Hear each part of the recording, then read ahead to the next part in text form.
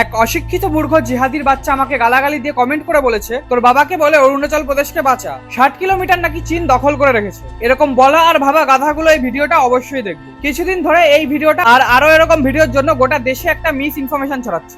আর এইসব মিস ইনফরমেশনের ভিডিওগুলো কংগ্রেসের দালালরা জেনে বুঝে সাপোর্ট করছে আর সার্কুলেটও করছে। এই ভিডিওতে যেই ক্রিয়েটারকে দেখছো সেটা সব ভিডিওতে কংগ্রেসকে সাপোর্ট করে আর বিজেপিকে নিচু দেখে, কিন্তু সে প্রথমে নিজেও বুঝতে পারেনি সব থেকে বেশি সমস্যা হবে এই ফেক ইনফরমেশনের রিলটাকে নিয়ে। গভর্নমেন্ট এই ভিডিওটাকে তার সোশ্যাল মিডিয়া হ্যান্ডেল থেকে সরিয়ে দেওয়ার জন্য 5 দিনের টাইম লাইনও দিয়েছে, আর সে এই ভিডিওটা ডিলিটও করে দিয়েছে তার মেইন অ্যাকাউন্ট থেকে। কিন্তু এখনো কিছু মূর্খ অপোজিশন পার্টির দালালরা এখনো এই ভিডিওটাকে প্রমোট করছে, আপলোড করছে তাদের নানা সোশ্যাল মিডিয়া অ্যাকাউন্টে। মিস ইনফরমেশন ছড়ানোর জন্য কিন্তু তোমাদের উপর লিগ্যাল অ্যাকশন নিতে পারে, এটা ভুলে যেও না। আর তখন কিন্তু তোমাকে অপোজিশন পার্টির কোনো বাবা বাঁচাতে যাবে। আর এখনো যদি কোনো গান্ডুর মনে হয় আমি তোমাদের ভুল বোঝানোর চেষ্টা করছি, তাহলে এই রিপোর্টগুলো অবশ্যই দেখে নাও।